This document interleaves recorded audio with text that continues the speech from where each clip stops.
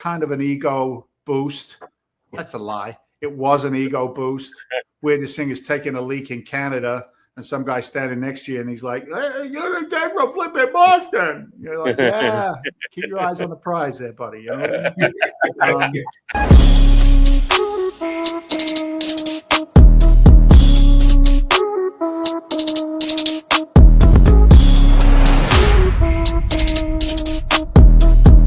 Welcome back to the Real Estate Reserve Podcast. Jason Bale and Hard Money Bankers co-host Ian Horowitz from Equity Warehouse coming to you guys live in the Northeast today. Weather's not great, but that's all right. We're still banging out this show.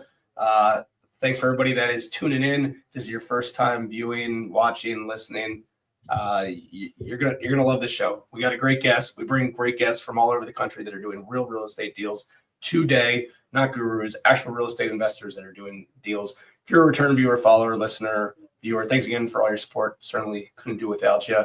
You know, we've been going strong with this podcast for, 5+ years at this point. And we've had the opportunity and the pleasure to bring on some really great real estate operators all over the place. So definitely looking forward to this interview today, Ian.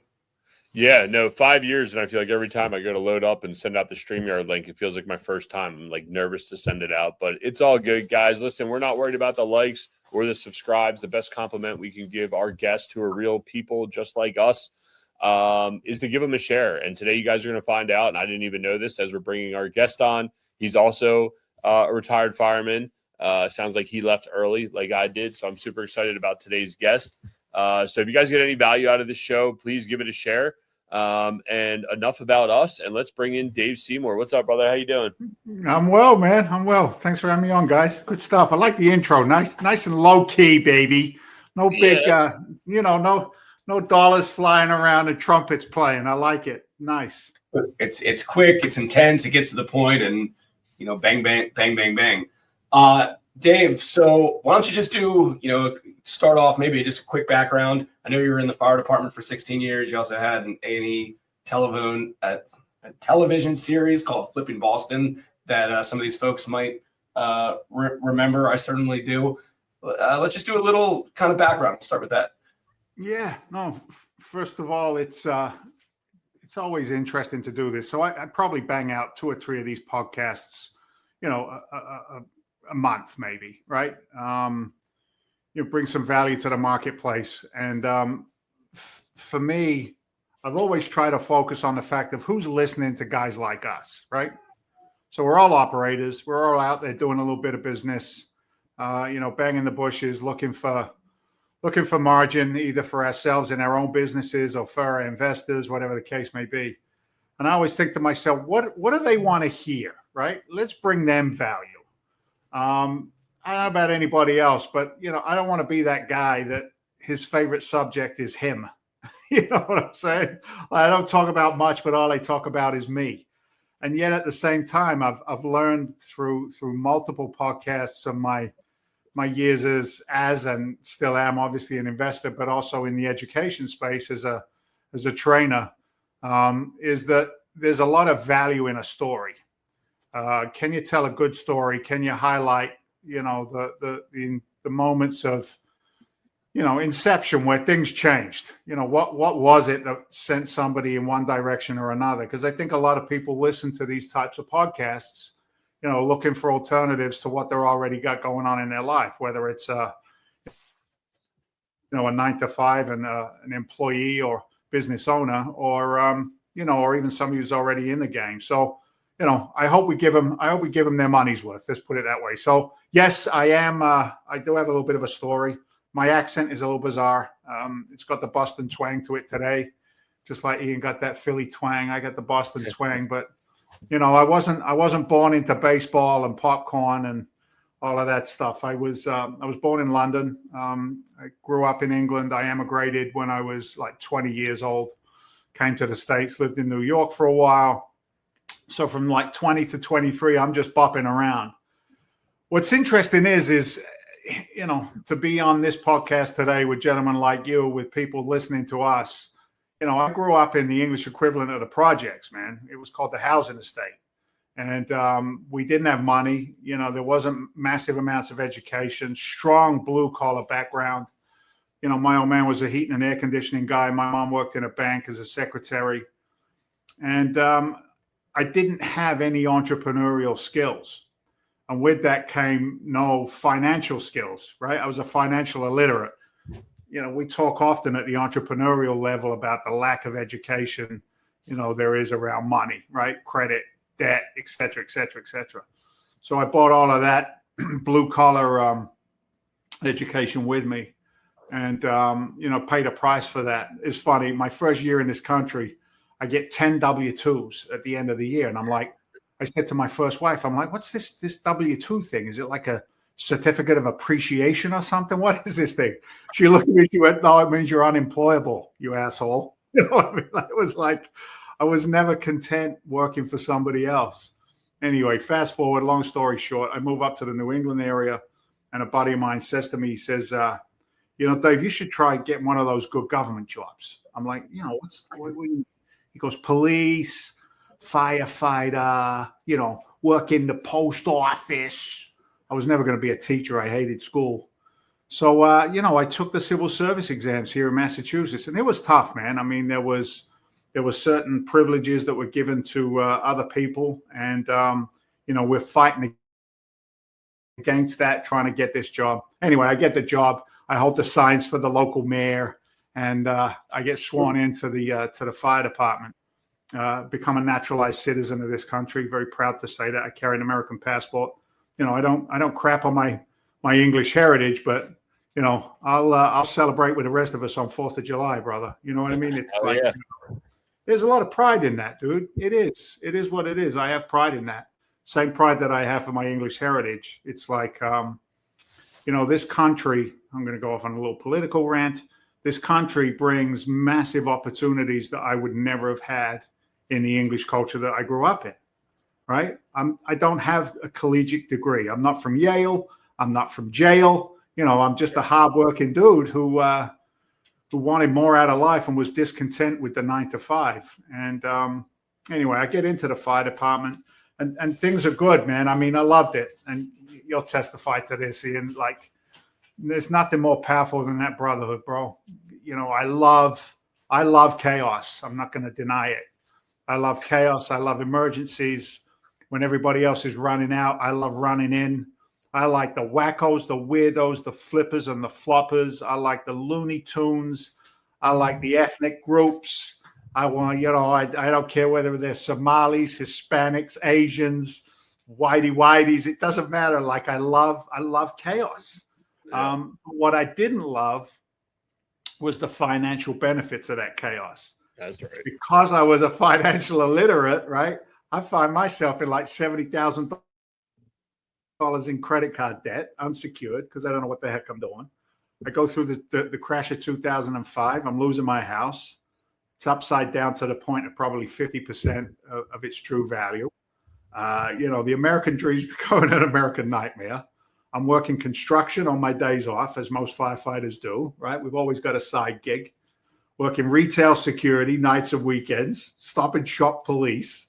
It was like, it's a joke. It was nuts. Yeah. But it drove me to a point of decision. Losing my home, I'm screaming and shouting at my God. I'm sitting in my F-250 pickup. I'm screaming and shouting at my God. And I'm like, dude, I've done everything my father told me to do. I don't lie, cheat, or steal. I work my ass off. I'm up to about 120 hours a week now between 3 jobs, fire department, construction, and the other stuff. I'm like, what's going on? Don't rumble with God, because he's always going to win. And I'm asking for help. I hear nothing. And I'm like, okay, I got to go home and tell my wife and my kids we got to leave the house because I'm losing it. And as I turn the ignition on in my truck, laugh your ass off. Commercial comes on the radio. Teach me foreclosure. A free 1.5 hour seminar, straight up, free 1.5 hour seminar coming to your neck of the woods. And I'm like, okay, God, I'm going to learn how to do real estate, no money down. And I'd seen it, man. I'd seen it when I'm digging ditches in Boston because I got to make a buck. And these investor types were coming to these properties.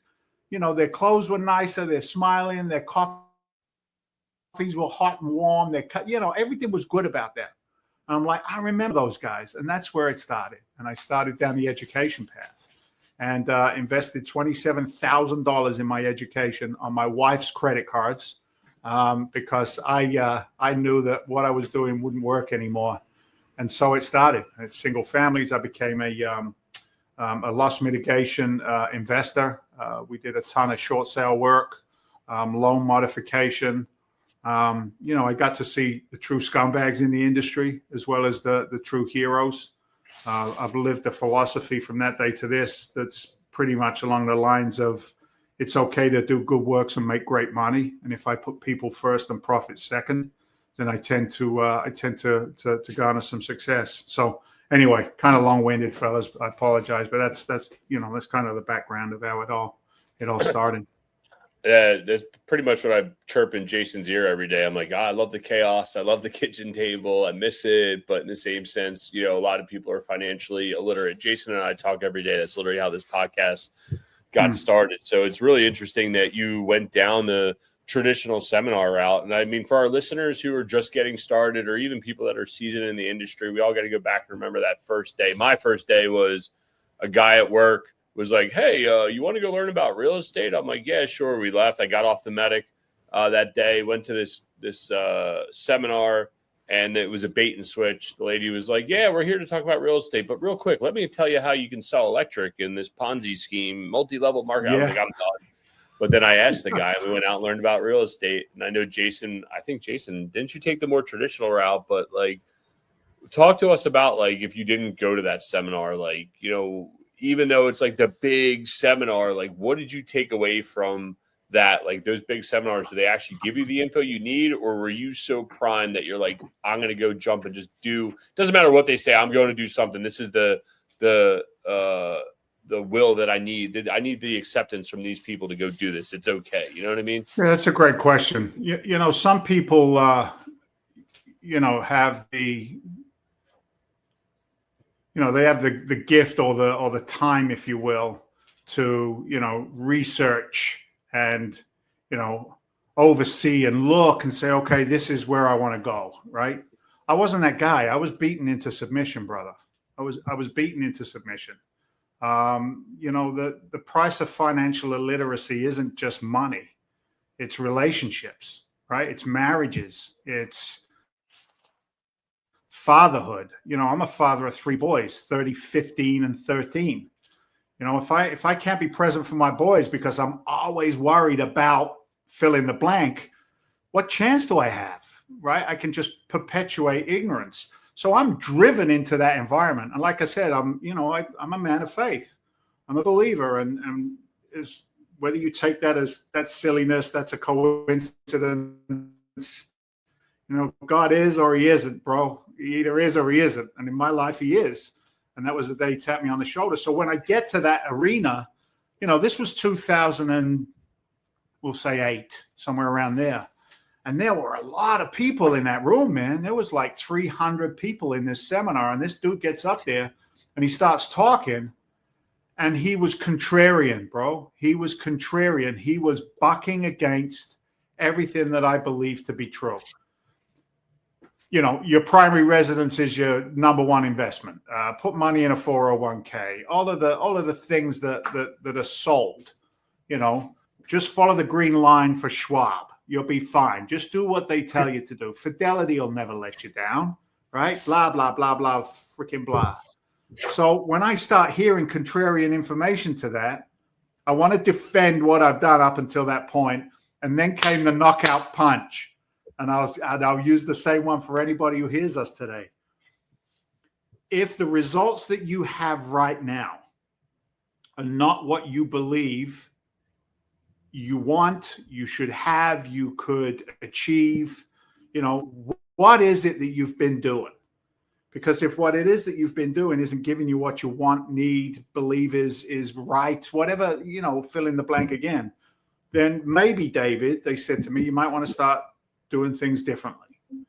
And that was a moment of clarity for me, an incipient moment where I looked at my wife and I said, it's Sunday. We're going to spend $27,000 we don't have.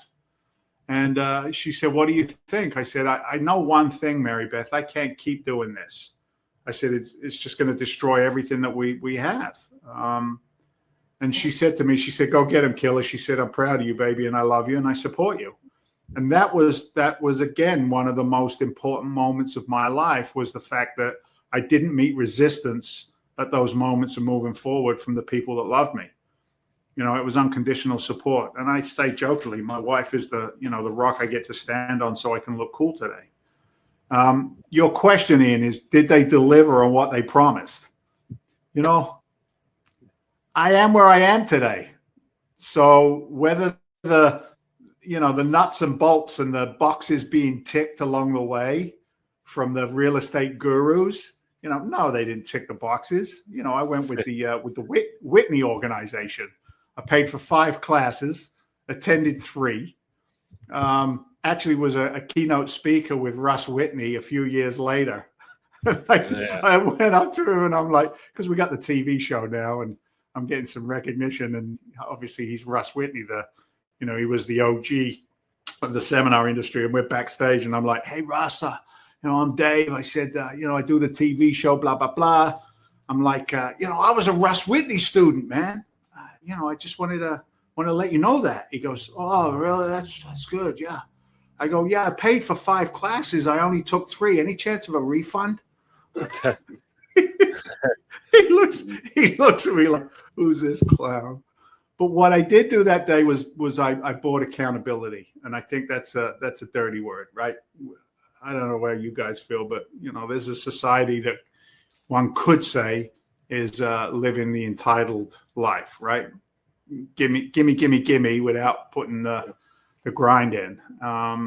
So for me, I was prepared to grind. So that 300 whittled down to maybe 30 or 40 that invested in themselves. And like the brotherhood, and I'm like, "Yeah, let's go. LFG, let's go. We're all gonna do this thing. It's gonna be awesome." And I'm running like a wackadoo. I'm like, "This is gonna be great. Come on, let's go. Where did everybody go? They all fell off."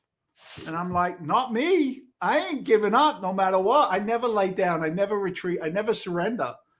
Get up and go for it." So that was the implementation is the key to salvation. Well, like what Ian said earlier related to like, well, did the program work? Right. And it's like, well, define what worked. Like you said, I'm here today. Yeah. And I think everybody's takeaway is going to be different from that same thing. Yeah. And I think, some of it needs accountability. I mean, a lot of it's just a mental shift, right? Like, sure. I went, mid 2000s when I got into real estate, 2004, 2005, before we started our hard money lending company, we went to those events as well. And, to this day, I still even have some of the three ring binders because it just, it holds me. I'll never look at those damn things again. I mean, but anyway, like you remember, it's like, oh yeah, that's where it was. And, I didn't end up doing subject twos, or I didn't end up doing this strategy or that strategy, but we were open-minded enough to learn about all of these different things. And then you can kind of figure out what works best for everybody, right? There's a million and one ways to be a real estate investor. You got to figure out what you like. So you're on this, like, let's keep going down this path. So you're on this, like, this high, you have the rah-rah, you're like, "Yep, let's go, we're doing it." Like, how did the first deal shake out?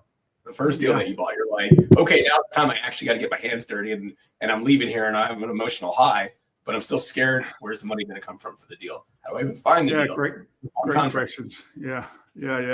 Look, I, that 27 grand gave me access to people who had done deals, right?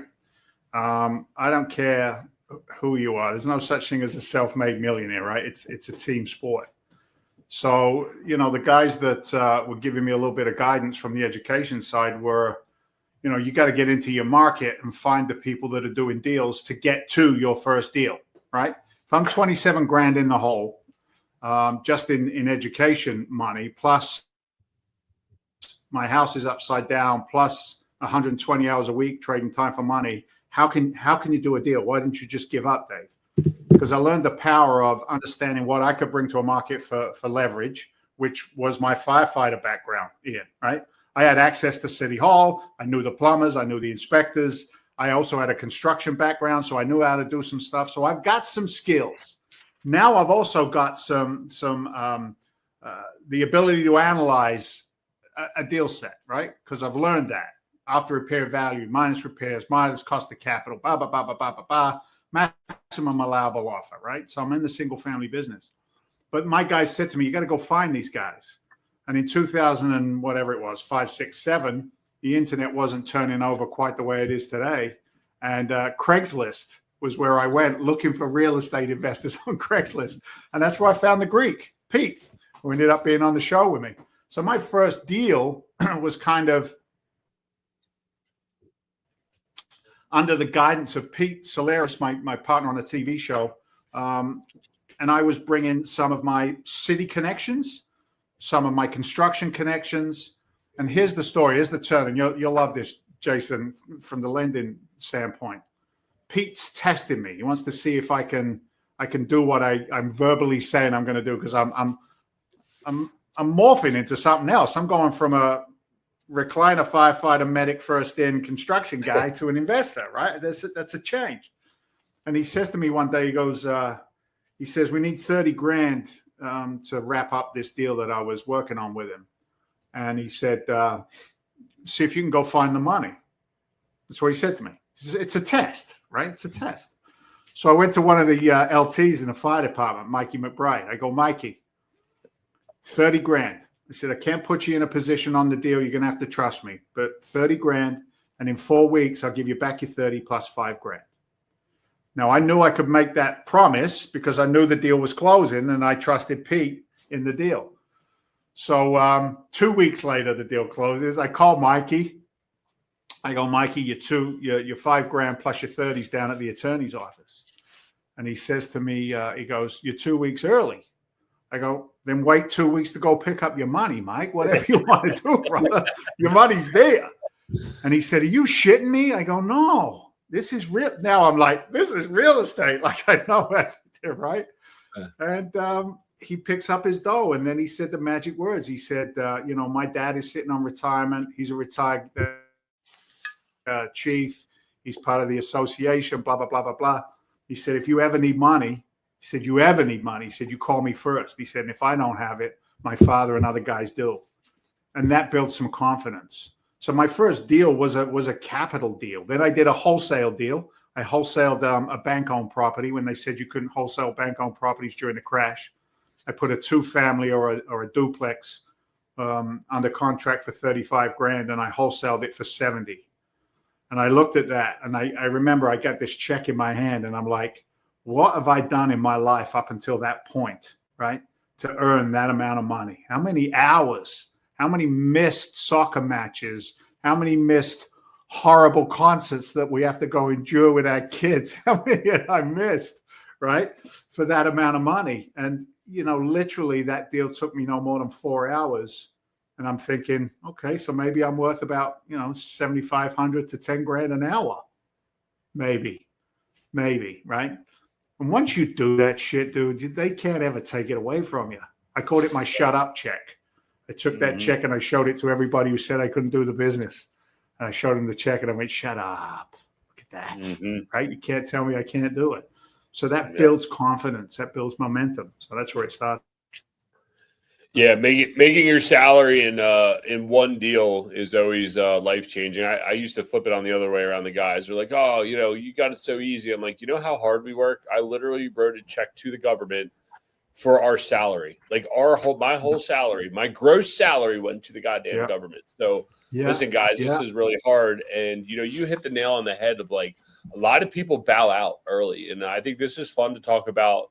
The early days, a lot of people want to come on here and talk about strategy, all these other things. But this is where the rubber meets the road of guys like they just don't have the fortitude. And I mean, and Jason might not relate to this comment, but you start going down the hallway, your ears are stinging, your neck's stinging, you go, "What the hell am I doing?" But I got to put this fire out. Most people bail out, and it's the same thing with real estate. What do? They bail out with money, or they quit and go, "Oh, well, it's just a scam. There's no way this works," right? So, I mean, I think just your fortitude, I think that's what's really coming through, and that a lot of people get scared and just bow out and they don't want to do it. They don't actually want to make change. They don't want to actually go against the grain. They don't actually want to take control of their life. you use that hallway analogy. So I'll paint a quick picture for you. It's banking down. The heat is probably 400 degrees waist height. You're on your knees. You're going down the hall. All you see at the end of the hall is a little glow. Your heart's pounding. Your asshole's puckering. I don't care how much of a big bad mamma jamma you think you are. That's some scary ass shit right there. But you got a job to do. You got to go. You have to keep moving. And here's the thing. When you're new in the fire service and you're on the tip and you're going to work, there is a grizzly old mofo right behind you whispering in your ear. This chokes me up, dude. This chokes me up because I remember it so well. And he's pushing me in the small of my back. He's pushing and pushing and pushing. Keep going, kid. I got you. Keep going, kid. I got you. I've done this 1,000 times. Keep going. Keep going. Keep going. Go, go, go, go, go. Okay. Open it up. Calm down the room. Dampen it down. Close the door. Let the steam put the room out.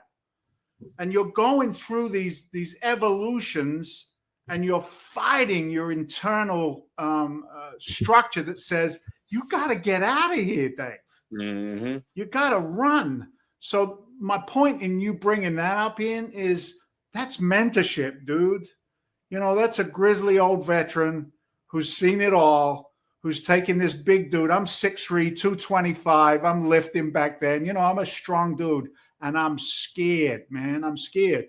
So when I write that first check for my education, when I write that first investment check, when I bring in that first, $1 million in investment capital, I'm scared. And anybody who tells you that they aren't they're lying, man. They're just not telling you the truth. But under fearful conditions, I can execute because if I look to my left and my right, just like we do in a fire service, I know my back's covered. My bases are covered. My corners are covered. I'm boxed out. I'm never alone in that journey. And that is critical, man. That's critical for success. It's a non-negotiable component of getting down the end of the hallway or getting to that first million or servicing that first million customers, whatever your business plan is. So I love that analogy, bro. It does. It gets me right where it counts for sure. For sure. Yeah, 100%. So let's fast forward a little bit. Obviously you're doing a bunch of flips. You're starting to have success.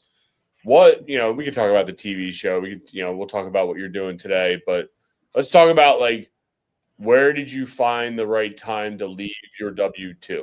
Did they, Did you find yourself wanting to leave, or did you find that you just didn't resonate with the guys? What was it? I know we all went through this. We've all talked about this of it's almost like an internal strife that you've created. It's like you against the world. You're like, all right, it's time for me to move on. And everybody does it a little different. So talk to us about how you left your W-2.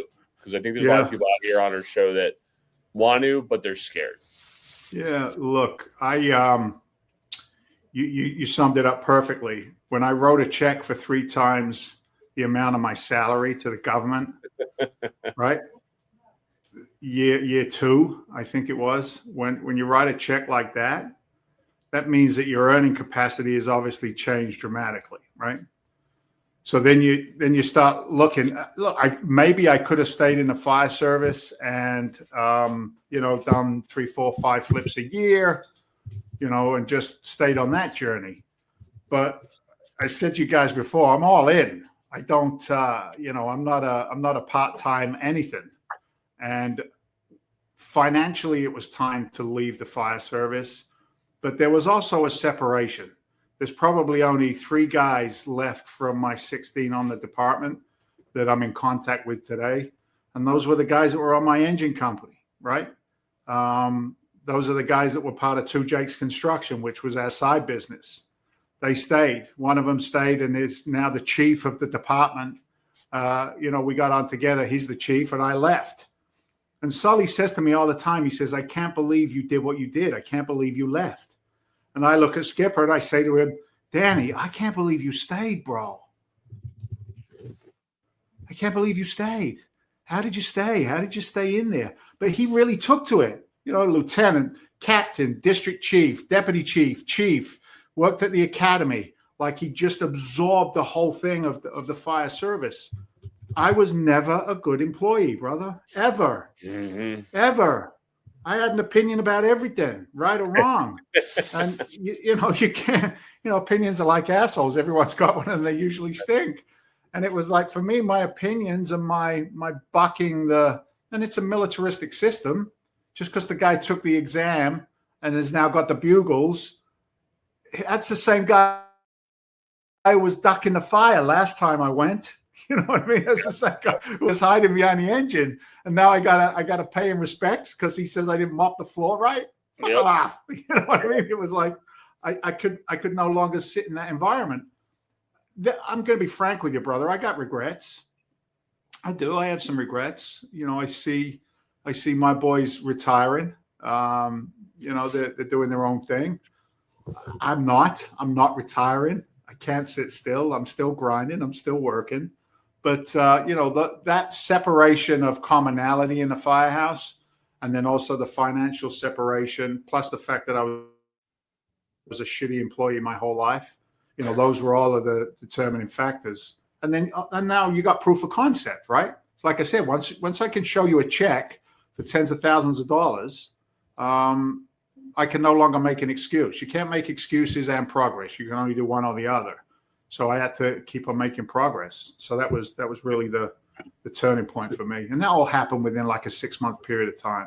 And then the TV show hit, and the exposure was different after that. Yeah, I mean, you're scaling up your real estate investment company. I guess between your guys' strong personality types, that's probably one of the reasons why Flipping Boston picked you guys up, right? You had strong personality types. You were extroverted.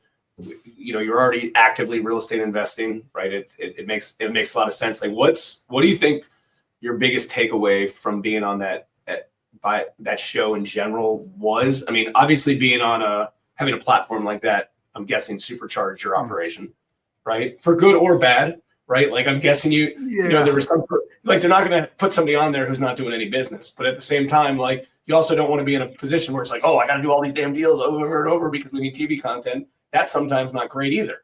Like, what do you think some big learning lessons from being involved in that show was? That's a great question. That's like a whistleblower episode right here. You ready? It's nuts. But I always preface it with real estate reality TV show, right?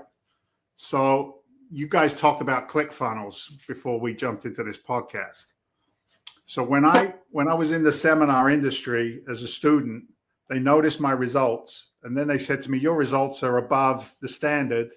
You should teach." I'm like, "I've never taught before. What are you talking about?" They said, "Well, we think you can do it. Just tell your story." That put me in the teacher bracket, and I became an educator and a trainer. And back in that period of time, Russell Brunson, founder of ClickFunnels, Gary Vaynerchuk, there was some other internet marketing real estate guys. They were like on the periphery of the people that I was around. And it was actually Russell Brunson who sent me a link to the TV show. And the email was something along the lines of, "Hey, Dave, you're a funny bastard. You got the firefighter background too. A&E Network is looking to bring this TV show back after the crash, right? Nobody was interested in real estate. It was cancer if you were a real estate investor then." Yeah. And I sent an application into that show, loaded it with profanity because I've been around enough guys to know that I needed to separate myself from the pack somehow, and that's where it started. I called the Greek and I said to him, "Look, A&E TV's coming up. They want to do a little mini something or other at one of our job sites." He thought I was just breaking his balls. And we started there. We figured we'd do 3 episodes and that was it. We had the highest rating on a Saturday morning for A&E in that genre.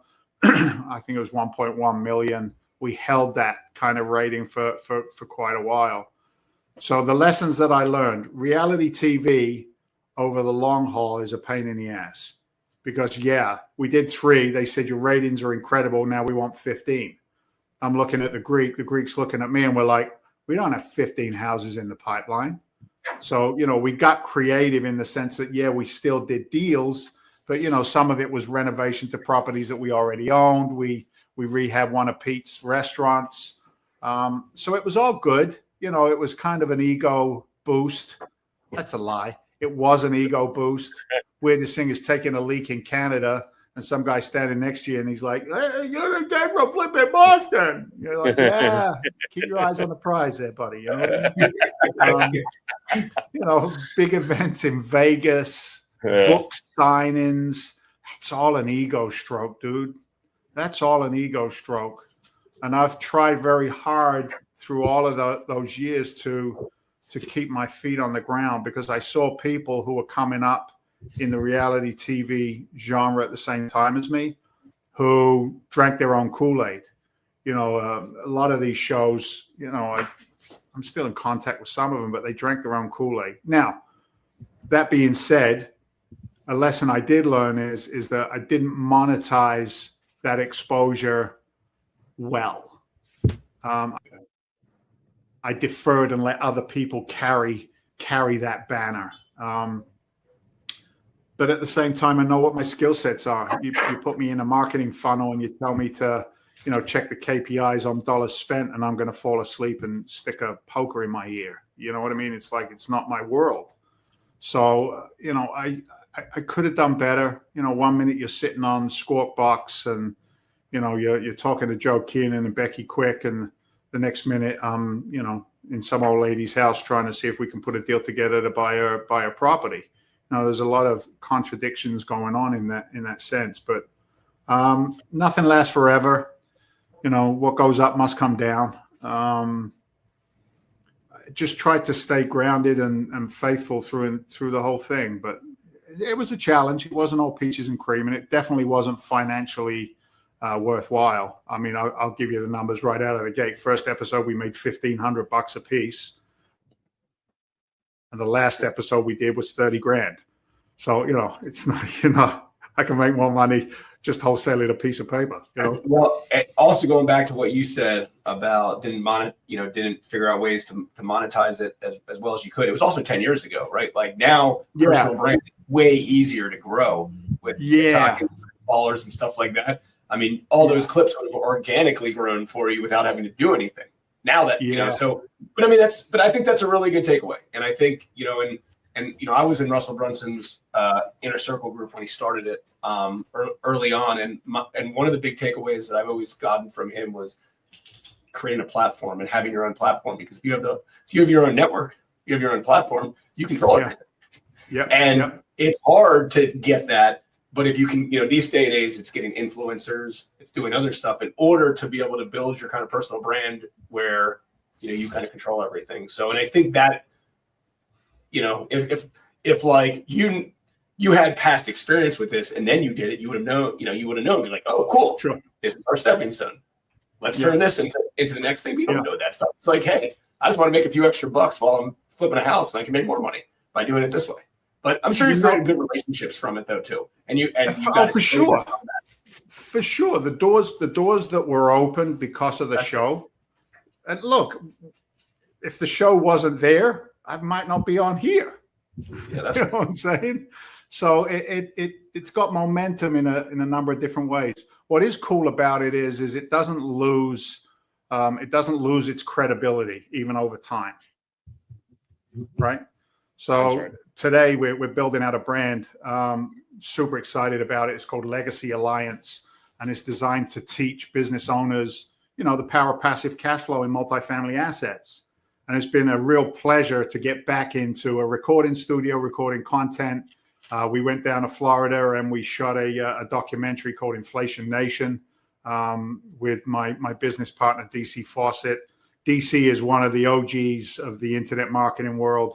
You know, been running in the same circles as Russell and the other guys. So super excited about that stuff. But it's like I can still leverage, you know, what was 10 years ago.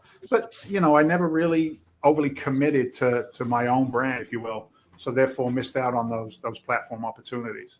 Yeah, no, that makes sense how you've been able to roll it over into what you're doing today. It sounds like you're syndicating real estate. Just give us like a little brief overview so everybody knows exactly what you're doing today. And Freedom Venture Investments, which is our investment arm. is aligned with Legacy Alliance, the education arm.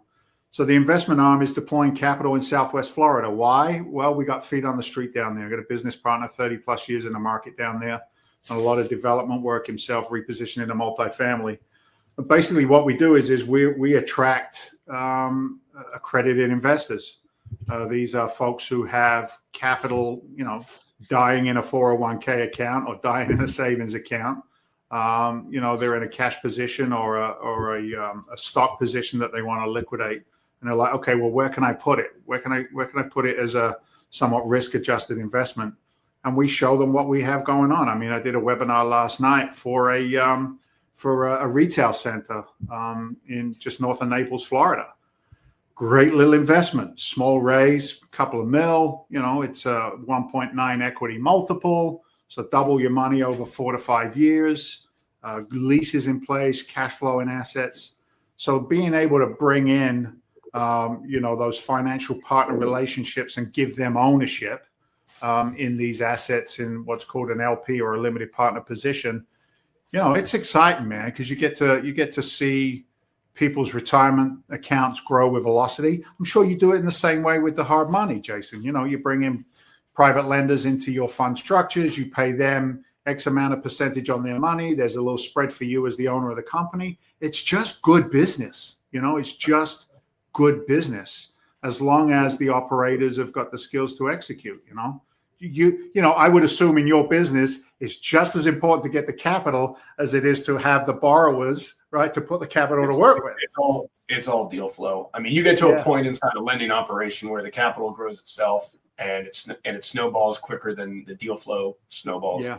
We have about $50 million deployed of all private capital just in the Mid-Atlantic area. So not that there's limited amount of deals around here, but it's hard to find lots of good opportunities over and over and over and over. At the same time, the capital, just like any syndication you're doing or anytime you're raising capital from another investor, they're not taking their capital out afterwards, right? It's not like, oh, I got a 10% rate of return. Thanks. I'm going to go find another investment asset now. They're in there, right? And so that capital grows. They tell friends, family, self-directed IRAs want to get put in. So it's hard to explain this to a lot of real estate operators, but you kind of get to a point where it's like, it's hard to find good opportunities to keep this capital deployed, at all times, over and over, different market cycles, different times. The last thing you want to do is invest into crappy deals, right? You'll lose. 20 years of business, you got a business in 1 year if you invest in one bad deal. So that can't happen. So yeah. I got a friend of mine down in the Cape Coral market. He focuses solely on single family new construction because the demand is so high down there. So he's vertically integrated, which is nice, right? So he'll take 50,000, 75,000 from the private lender. He'll put them in a first lien position, secured against the asset while they build. I think he's paying 12, something like that, whatever. He's paying a nice spiff on that money for a 1 year hold. And then they're going out and getting the rest of the bank capital to build these assets through a construction loan. Sure. So he's churning and burning. There's plenty of lots. There's plenty of demand in that market. Right. So it's always deal specific, market specific. Is the operator able to execute on the plan? But for us, we'll do anything from a $26 million deal to a $7 million deal. We look at some of the larger ones as well. It's just a case of underwriting them conservatively, not pushing the bullshit numbers to make the deal look better than it really is. Because at the end of the day, my job is to be a steward of other people's capital, and I take that seriously, more seriously than anything else. So are you focused more kind of like, I don't know, Cape Coral through Tampa? Yeah. So the Route 41. Yep. If you look up along the west coast, Southwest Florida, we've got a piece of dirt right now just south of Tampa. That's a nice little 16-unit build that we'll execute on. We've just got a lot of different. We're hunting and picking for Delta, brother. That's really what we're doing at the end of the day. Because if you underwrite them properly, their cash flow basis, their cost basis to build, cost to reposition, the fundamentals don't change dramatically. But that's our market. We looked at some stuff in Texas. We haven't pulled the trigger on it yet, but I think we will. And also in the Carolinas. So we're not in Philly, we're not in Massachusetts, and we're not in New York. certain color states, and then you could add Maryland to that list of places. But there you Dave, go. hey, this is I can see you didn't leave the kitchen table. This has been a super fun conversation. Where's the best place people can find you out on the internet? They want to learn more about what you guys are doing and maybe invest in one of your deals. Yeah, if you want to come up the education gradient, I'd love to share some of that with you guys at Legacy Alliance, legacyalliance.club. You'll find a lot of good content there. We have a almost like an inner circle type group there where we bring our offerings to our inner circle group first. They come in at preferred rates. So that's a nice place to learn the business and grow capital if you're an investor. You can also get us over at freedomventure.com, freedomventure.com. That'll show you what we're doing with our fund structures, some of our existing assets. Google Dave Seymour. You can find me on LinkedIn. I like LinkedIn. That's a fun place to sift through the BS, who's real and who's not. But yeah, or old school. You can call the office, 781-922-4418. Just say that, you heard my dulcet tones on this podcast. So it's all good. There you go. Give the man a ring. He'll talk to you. Don't be shy. David, this has been very refreshing. It's been a breath of fresh air. It's good to talk to someone who thinks the same way we do. And it's been a great conversation. So guys, we'll get all those things in the show notes. If you guys got any value out of this, you can see Dave just poured his heart out. He even took us back to the early days when he was still a fireman. Give him a share. It's the best compliment we can give the man. We don't care about the likes or the subscribes. Give the man a share, and we will catch you guys on the next one. Thanks for tuning in to the Real Estate Reserve Podcast. Do us a favor and like, comment, and share our broadcast. It helps the algorithm and helps us spread the word too. Till next time, thank you for tuning in.